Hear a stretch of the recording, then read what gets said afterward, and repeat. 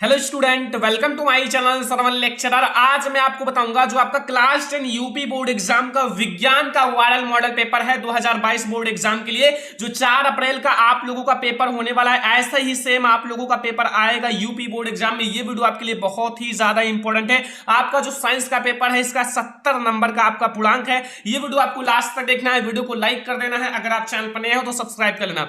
जैसा कि आपको पता है कि आपका जो पेपर होता है 3 घंटे 15 मिनट का होता है।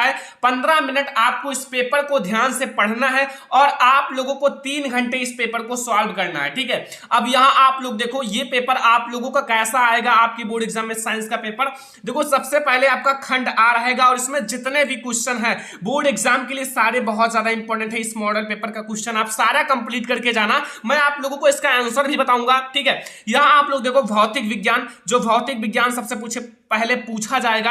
अब यहां देखो, आपका जो बहुविकल्पीय प्रश्न है, ये बोर्ड एग्जाम के लिए बहुत ज्यादा इंपॉर्टेंट बहुविकल्पीय प्रश्न है। ऐसा ही आप लोगों का पेपर आने वाला है साइंस का।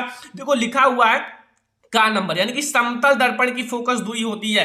जो समतल दर्पण की फोकस दूरी होती है वो कितनी होती है? ऑप्शन नंबर 1 है 0 एंड ऑप्शन नंबर 2 है अनंत। ऑप्शन नंबर 3 है आप लोगों का 25 सेंटीमीटर। ऑप्शन नंबर 4 है आपका -25 सेंटीमीटर।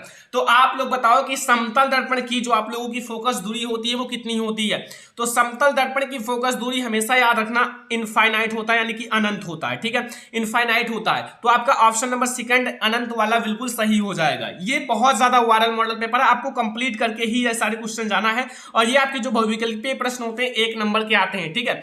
यहां खा वाला प्रश्न देखो, प्रकाश का प्रकीर्णन सबसे कम होता है। सबसे कम प्रकाश का प्रकीर्णन किस रंग में होता है?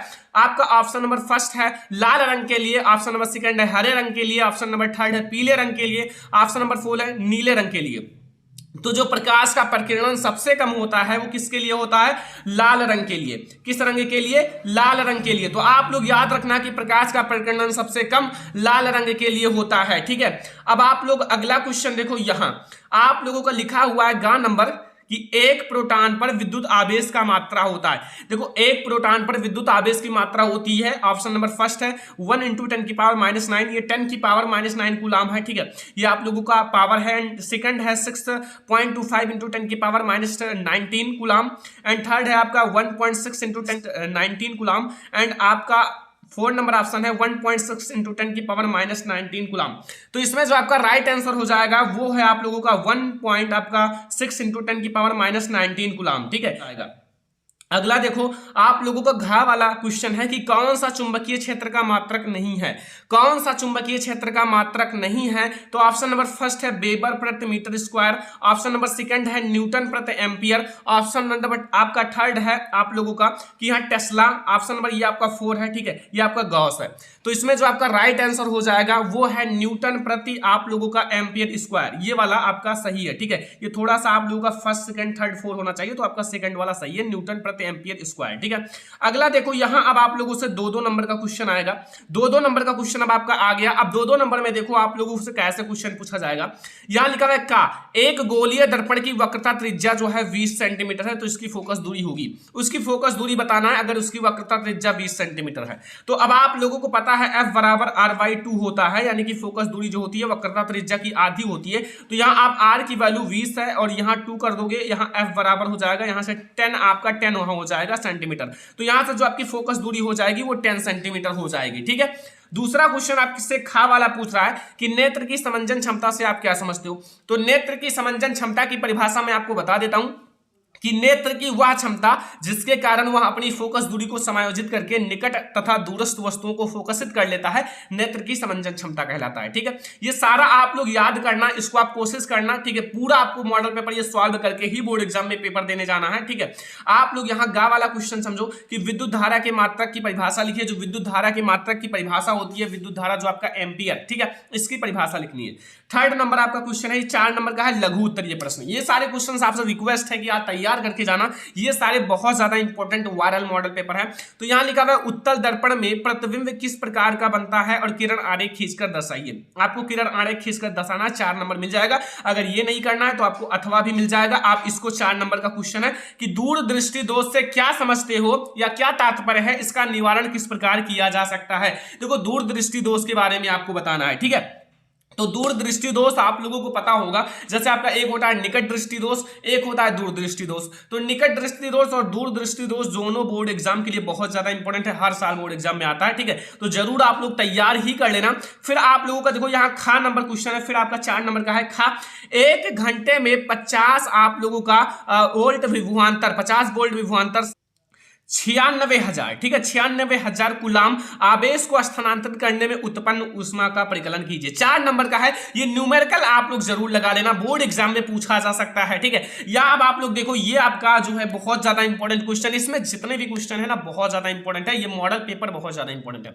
विद्युत मोटर व वैद्युत जनित्र के बीच अंतर स्पष्ट कीजिए, 4 मार्क मिलेगा अगर इन दोनों के बीच आप अंतर स्पष्ट कर दोगे, ठीक है। और इन सारी चीजों को मैंने पढ़ाया है, देख सकते हो मानव नेत्र को मैंने पढ़ाया है, पूरा मानव नेत्र मैंने पढ़ाया। जैसे यहाँ 7 नंबर का आया, तो मानव नेत्र का चित्र बनाकर विभिन्न भागों का वर्णन करो। भाई मानव नेत्र मैंने आपको पढ़ाया, उनके भाग भी दर्शाए हैं, सारी भागों का वर्णन भी किया है, कार्निया, रेटिना और आप लोगों का जो द्विपटल, इन सारे को मैंने पढ़ाया है। आप लोग देख लेना, वीडियो मैंने ऑलरेडी बना दिया है, आप लोग मानव नेत्र बाय सरवण लेक्चर सर्च कर लेना, ये आपका 7 नंबर बिल्कुल क्लियर हो जाएगा। ये भी बोर्ड एग्जाम के लिए सबसे ज्यादा इंपॉर्टेंट क्वेश्चन, और इसको मैंने 2-3 बार पढ़ाया है कि ओम का नियम, जो ओम का नियम क्या है, इसके सत्यापन के लिए आवश्यक प्रयोगों का वर्णन परिपथ आरेख खींचकर कीजिए। ये भी मैंने आपको फिजिक्स का, ये दोनों बहुत ज्यादा इंपॉर्टेंट टॉपिक है और इन दोनों को मैंने पढ़ाया है। आई होप कि आप लोगों ने पढ़ा होगा, अगर आपने पढ़ा है तो बहुत अच्छा है, नहीं पढ़ा है तो आप लोग देख लेना, मैंने ऑलरेडी पढ़ा दिया। तो इतना आपका फिजिक्स का क्वेश्चन हो जाएगा। ये 7 नंबर में आपका लॉन्ग क्वेश्चन आएगा, और लॉन्ग क्वेश्चन का वीडियो मैं बहुत ही जल्द लाने वाला हूँ, पूरा आप लोगों का साइंस का वीडियो लाने वाला हूँ, बहुत ज्यादा इंपॉर्टेंट। आप लोग केवल ध्यान से देखना, वीडियो आप लोग सारा देखा करो, बहुत ज्यादा इंपॉर्टेंट है आप लोगों के बोर्ड एग्जाम के लिए, ठीक है। अब यहां आप लोग देखो, जो आप लोगों का ये आपका क्वेश्चन स्टार्ट हो गया क्या, केमिस्ट्री, रसायन विज्ञान। रसायन विज्ञान देखो 1 नंबर का सबसे पहले आपको बहुविकल्पीय प्रश्न मिलेगा, लिखा हुआ है लौह चूर्ण पर तनु हाइड्रोक्लोरिक अम्ल डालने से क्या होता है, सही उत्तर पर निशान लगाइए, ठीक है। सही उत्तर पर आपको निशान लगाना है। ऑप्शन नंबर ए है कि हाइड्रोजन गैस एवं आयरन क्लोराइड बनता है। ऑप्शन नंबर बी है कि क्लोरीन गैस एवं आयरन हाइड्रोक्साइड बनता है। ऑप्शन नंबर सी है कोई अभिक्रिया नहीं होती। ऑप्शन नंबर डी है कि आयरन लवण एवं जल बनता है। तो इसमें आपका कौन सा राइट आंसर है, बहुत ज्यादा इंपॉर्टेंट है पहले चैप्टर का ये क्वेश्चन, ठीक है।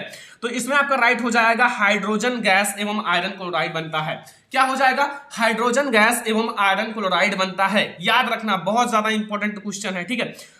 अगला क्वेश्चन आप लोग देखो, अगला आप लोगों का है क्वेश्चन यहां खा वाला। देखो खा वाला क्वेश्चन जो आप लोगों का है, लिखा हुआ है कोई विलयन लाल लिटमस पेपर को नीला कर देता है, इसका पीएच मान संभवता क्या होगा। जैसे आप लोगों का कोई विलयन है जो लाल लिटमस पेपर को नीला कर देता है, इसका जो पीएच मान है संभवता क्या होगा। ऑप्शन नंबर फर्स्ट है 1, ऑप्शन नंबर सेकंड है 4, ऑप्शन नंबर थर्ड है 5, ऑप्शन नंबर 4 है 10। तो देखो लाल लिटमस पेपर को अगर नीला कर देता है तो वो क्षारीय होता है, और क्षारीय विलयन का पीएच मान जो होता है 7 से अधिक ही होता है। तो इसमें 10 आपका सही हो जाएगा, 1 मार्क आपको तुरंत मिल जाएगा। ये सारे क्वेश्चंस आपसे रिक्वेस्ट है कि यार तैयार करके बोर्ड एग्जाम में पेपर देने जाना, क्योंकि यहां से आपको बहुत सारे क्वेश्चंस बोर्ड एग्जाम में देखने को मिलेगा, ठीक है। आप लोग ऐसे ही तैयारी करते रहो सारे सब्जेक्ट का, अभी आपके पास बहुत समय है। मैं आप लोगों के लिए अच्छे अच्छे वीडियोज लाने वाला हूँ, सामाजिक विज्ञान का, साइंस का, इंग्लिश का, सारे का वीडियो लाने वाला हूँ। केवल आप लोग सब्सक्राइब कर लो और नोटिफिकेशन आपके पास जाए, ताकि आप सारा वीडियोज देख सको, ठीक है। और आप लोग अच्छे से तैयारी करो। गा नंबर लिखा हुआ प्लास्टर ऑफ पेरिस में कितने अणु क्रिस्टल जल के होते हैं। ऑप्शन नंबर फर्स्ट हमारे पास है कि 1, ऑप्शन नंबर सेकंड है 2, ऑप्शन नंबर थर्ड है 3, ऑप्शन नंबर 4 है 1/2। तो आप लोग याद रखना, जो प्लास्टर ऑफ पेरिस में कितने अणु क्रिस्टल जल के होते हैं, तो आधा होता है। कितना होता है, आधा। तो आप लोग आधा वाले पे बिल्कुल सही लगा दो, ठीक, आधा आपका सही है, 4 नंबर ऑप्शन, ठीक है। तो इतना तो आपको क्वेश्चन समझ में आ गया, ये आपके केमिस्ट्री के ऑब्जेक्टिव क्वेश्चन है। अब देखो ये सारे क्वेश्चंस आपकी बोर्ड एग्जाम के लिए बहुत ज्यादा इंपॉर्टेंट है। लिखा हुआ है 6 नंबर का एसिटिक अम्ल से एसिटिक एनहाइड्राइल कैसे प्राप्त करते हैं। ये क्वेश्चन आप लोगों के बोर्ड एग्जाम के लिए बहुत ज्यादा इंपॉर्टेंट है। अब केमिस्ट्री का ये आपका रिएक्शन है, तो रिएक्शन तो आप लोग कर ही लोगो, क्योंकि आपके बोर्ड एग्जाम के लिए ये रिएक्शन इंपॉर्टेंट है, ठीक है। और थोड़ा सा लॉन्ग भी है, तो आप लोग देखना, आपके बोर्ड एग्जाम में ये पूछा जरूर जाएगा, ठीक है। खा नंबर आप लोगों का है कि आवर्त सारणी में इनके स्थान के आधार पर इनमें से कौन सा तत्व सबसे अधिक धात्विक अभिलक्षण विशेषता है। तो ये भी क्वेश्चन आप देख लेना, बोर्ड एग्जाम में जरूर पूछा जाएगा, ठीक है। और मतलब ये बहुत ज्यादा इंपॉर्टेंट आपका क्वेश्चन है, वायरल मॉडल पेपर है। यहाँ गा देखो कि ऊष्मा क्षेपी एवं ऊष्मा शोषी अभिक्रिया किसे कहते हैं, उदाहरण दीजिए। ये भी मैंने आपको पढ़ाया है 2 नंबर का, मतलब ऐसा कोई क्वेश्चन नहीं है जिसे मैंने नहीं पढ़ाया, ये सारा क्वेश्चन मैंने पढ़ाया। अगला देखो, जैसे आप लोगों का ऊष्मा क्षेपी ऊष्मा शोषी आप लोग देख लेना, मैंने ऑलरेडी वीडियो सारे का बना दिया। अब यहाँ 7 से देखो, यहाँ आपसे क्या पूछ रहा है कि पीएच जो आपका पीएच पैमाना क्या मापता है, उदासीन विलयन तथा क्षारीय विलयन का पीएच मान का परास बताइए। ये भी मैंने पढ़ाया है बहुत अच्छे से। जो उदासीन विलयन है उसका पीएच मान कितना होता है, अम्लीय विलयन का, क्षारीय विलयन का, ये तो आपको भी पता होगा, मैंने ऑलरेडी पढ़ाया। जैसे यहाँ आप लोग देखो, यहाँ मैं आपको समझा देता हूँ। यहां आपका 0 से स्टार्ट होता है, यहां 7 होता है, या 14 होता है, ठीक है। तो 7 से ऊपर 7 से 14 तक क्षारीय होता है, 7 से यानी कि 0 से 7 तक अम्लीय होता है, और 7 जो होता है वो उदासीन होता है, ठीक है। बस इतना आपको समझ में आएगा, ये 2 नंबर का है। और अभी आपका खा इसमें दिया हुआ है, ठीक है, कि निस्तापन क्रिया को आपको उदाहरण देते हुए समझाइए। जो निस्तापन क्रिया है उसको उदाहरण देते हुए समझाइए, ठीक है। ये 7वां का एंड खा है, 2 मार्क का।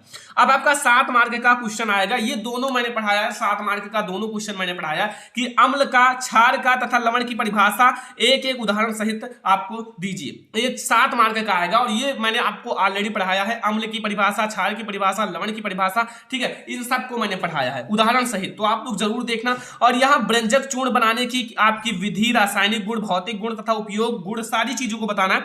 तो मैंने व्यंजक चूर्ण भी पढ़ा दिया है, प्लास्टर ऑफ पेरिस भी, और बेकिंग सोडा भी। बेकिंग सोडा जो आप लोगों का है, और ये आपका व्यंजक चूर्ण, इसमें से कोई एक जरूर बोर्ड एग्जाम में आएगा 7 मार्क का। बेकिंग पाउडर और आप लोगों का व्यंजक चूर्ण, इन दोनों में से कोई एक बोर्ड एग्जाम में जरूर आएगा। तो आपसे रिक्वेस्ट है कि जरूर तैयार कर लेना दोनों को।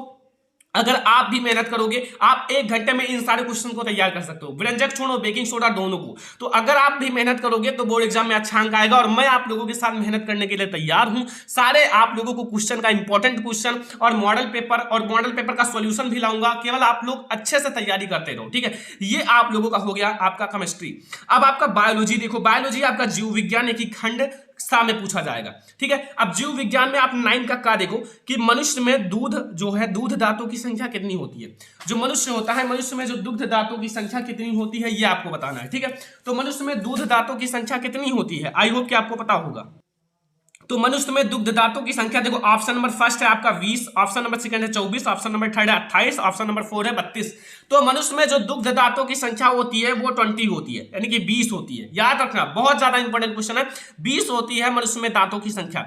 अगला देखो खा नंबर लिखा है मादा लिंग हार्मोन्स कहलाता है। जो मादा लिंग हार्मोन्स है वो क्या कहलाता है। ऑप्शन नंबर फर्स्ट है हमारा पास कि जो आप लोगों का एंड्रोजन, सेकंड है इंसुलिन, आपका थर्ड है एस्ट्रोजन, और आपका 4 है इनमें से कोई नहीं।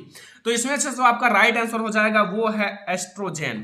क्या हो जाएगा, एस्ट्रोजन आपका राइट आंसर हो जाएगा, ठीक है, तीसरा नंबर। तो आई होप कि आपको ये सारे क्वेश्चन एक नंबर का समझ में आ रहा है। ये सारे क्वेश्चन आप कंप्लीट करके जाना, बहुत ज्यादा वायरल मॉडल पेपर है। फिर आप लोग देखो गा वाला कि पुष्प में कितने भाग होते हैं, 1 मार्क का। आपका फर्स्ट नंबर ऑप्शन है 3, ऑप्शन आपका 2 है जो है 4, ऑप्शन नंबर आपका यहाँ 3 नंबर ऑप्शन है, ठीक है, 6, ऑप्शन नंबर 4 है 7। तो जो आपका पुष्प में जो आप लोगों का कितने भाग होते हैं, 4 भाग होते हैं। कितने, 4। तो आपका ऑप्शन नंबर सेकंड बिल्कुल सही है, 4 भाग होते हैं, ठीक है। अगला देखो यहाँ घ नंबर क्वेश्चन कि मनुष्य में शुक्राणु यानी कि ऑटोसोम की संख्या होती है। जो मनुष्य में ऑटोसोम की संख्या वो कितनी होती है, मनुष्य में ऑटोसोम की संख्या कितनी होती है। देखो कुल गुणसूत्र, लिंग गुणसूत्र लेकर आपके 46 होते हैं, लेकिन केवल ऑटोसोम आपके कितने होते हैं, 44 होते हैं, ठीक है। आपके ऑटोसोम केवल होते हैं 44, ठीक है, और आपका 22 जोड़ी होता है पेयर में। अब आप लोग यहां देखो, ये क्वेश्चन आप लोग जरूर तैयार कर लेना। आपका 10 का है कि आहार नली के विभिन्न भागों के नाम लिखिए। जो आहार नली के विभिन्न भाग होते हैं उनका नाम लिखना है, 2 मार्क का आएगा। आहार नली के विभिन्न भागों का नाम लिखना है, ठीक है। खा आपका है अंतर नसिका पट किसे कहते हैं, उनका क्या कार्य है। जो अंतर नसिका पट है उसे क्या कहा जाता है, उसकी परिभाषा लिखनी है और उसका क्या कार्य है। ये सारे 2 मार्क के क्वेश्चन है। यहाँ पुमंग एवं जायांग में क्या अंतर है तो आप लोगों को पता होगा, काफी आसान सा क्वेश्चन है। जो पुमंग है और जायांग में, इन दोनों के बीच में क्या अंतर है। देखो ये छोटा सा क्वेश्चन है, मैं आप लोगों को इसका आंसर बता देता हूं। जो पुमंग होता है और जायांग होता है, इन दोनों के बीच क्या अंतर होता है, ठीक है। तो आप लोग समझ लो, जो आप लोगों का पुमंग होता है पुष्प के नर जननांग होते हैं, जबकि जो आपका जायांग होता है, जायांग पुष्प का मादा जननांग होता है। मतलब 2 नंबर आपका क्लियर हो गया, ठीक है। यहां से आपका सारा क्वेश्चन क्लियर हो रहा है। 11 नंबर देखो आपका 4 नंबर का है कि मनुष्य के शरीर में पाई जाने वाली लार ग्रंथियों का संक्षिप्त में विवरण कीजिए। ये आपका भाई 4 नंबर का है, तो आपको 2 पेज तो लिखना ही पड़ेगा, 1 पेज। लसिका परिवहन के कार्यों का उल्लेख कीजिए, 4 मार्क का। ये भी आप लोग भाई सारा क्वेश्चन तैयार करके जाना बोर्ड एग्जाम के लिए। ये सारे आपके बहुत ज्यादा इंपॉर्टेंट क्वेश्चन है। फिर आप देखो यहां ध्यान से कि यहां खा नंबर है साइटोकाइनिन के मुख्य कार्य, ये बहुत ज्यादा इंपॉर्टेंट है, साइटोकाइनिन के मुख्य कार्य, और ये भी आपके लिए बहुत ज्यादा इंपॉर्टेंट है कि स्वपरागण के लिए आपका आवश्यक अनुकूल तथा इनके लाभ हानि लिखिए, अथवा लगा हुआ है, कोई दोनों में से एक करना है, इसमें भी आपको दोनों में से एक करना है और इसमें भी आप इन दोनों में से कोई एक करना है। ठीक है, ये जो आप लोगों का इन दोनों का क्वेश्चन है ना 11 का एंड आपका ये अथवा लगा हुआ है, इन दोनों में से कोई एक करना है, मतलब आपके पास ऑप्शन है, जो आता है उसे कर सकते हो। फिर यहां 7 नंबर में लिंग गुणसूत्र से आप क्या समझते हो, नर तथा मादा में लिंग गुणसूत्र का निर्धारण, जो आपका लिंग गुणसूत्र के विन्यास लिखिए। ठीक है, तो ये भी आपके बोर्ड एग्जाम में 7 नंबर का क्वेश्चन है। तो 7 नंबर अगर आपको प्राप्त करना है तो इनको आपको मेहनत करना पड़ेगा। लॉन्ग क्वेश्चन जितना भी मैंने पढ़ाया उसको पढ़ डालो, मैंने ऑलरेडी बहुत सारे लॉन्ग क्वेश्चन बना दिया है, अगर आप लोग कहोगे तो मैं दोबारा आप लोगों के लिए बना दूंगा। ठीक है, अब यहां आप लोगों का अथवा लगा हुआ है, इसको कर सकते हो कोई एक, दोनों में से कोई एक करना है कि मुख से लेकर अमाशय तक होने वाली पाचन क्रिया को प्रभावित करने वाले विकारों या फिर एंजाइमों के कार्यों का उल्लेख कीजिए। तो ये पूरा आप लोगों का साइंस का मॉडल पेपर है। कहने का मतलब है कि अगर आप ये पूरा साइंस का मॉडल पेपर तैयार कर लेते हो तो समझो आपका साइंस में बहुत ज्यादा नंबर यहां से क्लियर हो जाएगा। ये बहुत ज्यादा वायरल मॉडल पेपर है।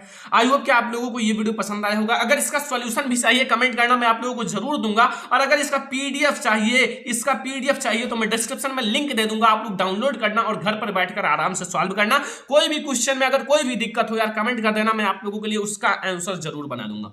ऐसे में आप लोगों के लिए और भी मॉडल पेपर और भी बहुत ज्यादा इंपॉर्टेंट क्वेश्चन लाने वाला हूं, तो आप लोग यार ध्यान से देखना सारे को, और चैनल को सब्सक्राइब कर लेना, वीडियो को लाइक कर देना, अपने फ्रेंड्स के साथ शेयर कर देना कि सरवन लेक्चरर चैनल पर पूरी तैयारी कराई जा रही है, मैं आप लोगों के लिए पूरी तैयारी कराऊंगा। चलो फिर मिलते हैं नेक्स्ट इंपॉर्टेंट वीडियो में, तब तक के लिए धन्यवाद।